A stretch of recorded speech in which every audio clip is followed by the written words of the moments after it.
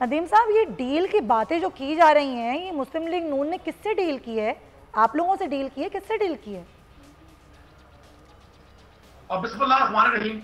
सुमैया, एक तो आज मुझे बड़ी खुशी हुई है कि सदीकुल फारूक साहब ने बड़ी माशाल्लाह अखलाक मोहब्बत से भरी हुई बातें की हैं। यकीन नहीं आता कि इतनी जल्दी चीजें इतनी अच्छी हो जाती हैं। सिद्दीक भारत साहब अल्लाह ऐसे करे ये हमेशा मामला ऐसी ही चले। बातें करते हैं लेकिन मैं कुरैशी आपको साहब। बताऊं, पीपल्स पार्टी और पीएमएलएन और ये जितने भी लोग हैं, इनका इत्तेहाद गैर फितरी था। इसका अंजाम यही होना था जो हुआ। लेकिन मैं एक चीज मुझे समझ नहीं आती, मैं आज भी ये देख रहा हूं कि बिलावल साहब पहले मरियम नवाज के साथ राब्ते में थे, आजकल वो शहबाज शरीफ साहब के साथ राब्ते में है। बुनियादी तौर पर ये एक नूरा कुश्ती है।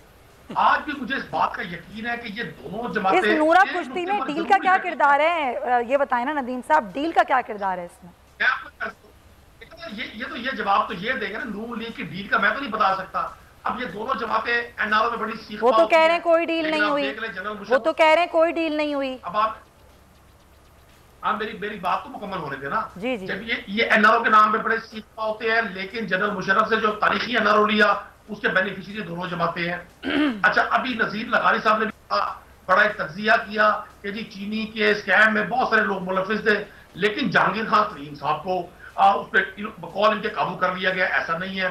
पंजाब की 24 शुगर मिल्स के खिलाफ शोकाज भी हुए, उनके खिलाफ एफआईआर भी हुई और वो अंडर इन्वेस्टिगेशन भी आए। फर्क सिर्फ ये है कि जहांगीर खान तरीन एक बड़ा पॉलिटिकल नाम है, आपके मीडिया ने उसको हाईलाइट किया, डिस्कशन हुई। अब हमारे लिए तो ये बड़ा एक हैरानकुन बात है कि खुसरो बख्तियार को भी कोई नोटिस दिया? सर मैं अर्ज कर रहा हूँ ना जी, मैं वही अर्ज कर रहा हूँ, हमारी ये पाकिस्तान की पहली गवर्नमेंट है जो अपने मौजूद लोगों के खिलाफ भी अगर कोई चीज सामने आती है तो ना सिर्फ उस पर इन्वेस्टिगेशन होती है, बल्कि बहुत सारे गुजरा ने अपनी ओहदों से रिजाइन भी किया। वो क्लियर होकर दोबारा आए होंगे, लेकिन अपनी सीट्स पर बैठकर उन्होंने वो इंक्वायरी नहीं भुगताई।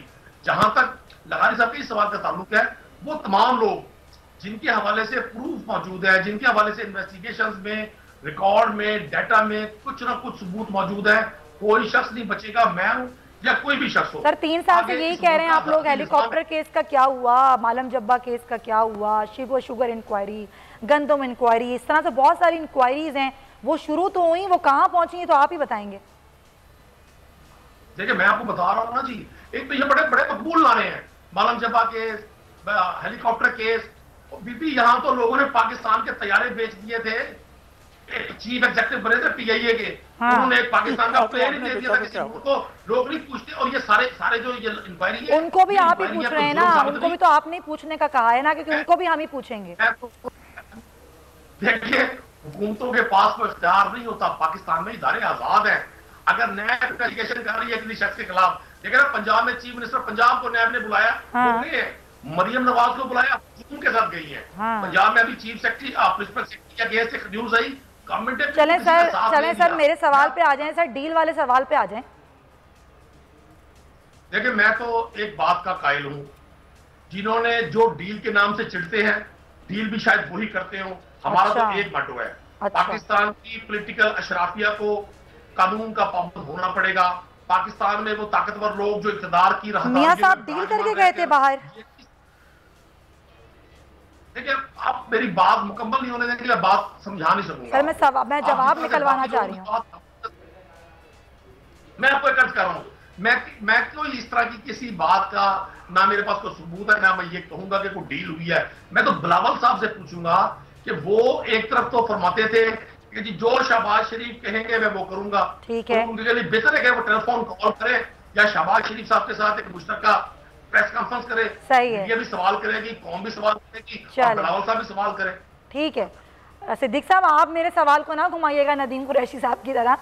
ये डील के सवाल को घुमाते रहे गोल गोल। डायरेक्ट जवाब डायरेक्ट जवाब दे मुझे, किसने किससे डील की है? हमने किसी से डील नहीं की। क्यों डील करें? मैं फिर अर्ज करूंगा, अगर नवाज शरीफ डील करते तो हुकूमत से बाहर ही ना होते। अगर हम आइन और जमहूरियत की बात न करते और लोगों को एक्सटेंशनें देते खुद अपने दौर में, तो कोई मसला नहीं था। नवाज शरीफ साहब ने तो नहीं एक्सटेंशन दी बतौर वज़ीर आज़म। फिर उसके अलावा आप देख लीजिएगा कि उन्होंने अमेरिका की बात भी ना मानी। 5 टेलीफोन आए कि धमाके ना करो, नवाज शरीफ साहब ने नहीं मानी और धमाके कर दिए। जो मानते रहे वो आज बैठे हुए हैं, परवेज़ मुशर्रफ साहब की सूरत में बाहर बैठे हुए हैं, और इसके अलावा और भी बहुत से लोग हैं जो परवेज़ मुशर्रफ के पोलिंग एजेंट भी थे और जिन्होंने परवेज़ मुशर्रफ के दौर में अपना काला धन सफ़ेद कराया।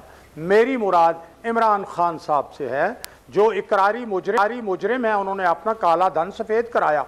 सुमैया, एक तो बात होती है ना कि इल्ज़ाम लगाया कि तुम्हारे पास काला पैसा है, अदालत गया, उधर गया। उन्होंने खुद कहा कि मेरा ये काला धन है, सफ़ेद करवा। तो इकरारी मुजरिम है भाई इमरान खान, उनकी बहन इकरारी मुजरिम है। 62 अरब रुपया उन्होंने 2017 में काला धन सफ़ेद कराया। ये दूसरों को कहते हैं, कमाल बात है। सब्सक्राइब करें और बेल दबाएं ताकि कोई खबर रह न जाए।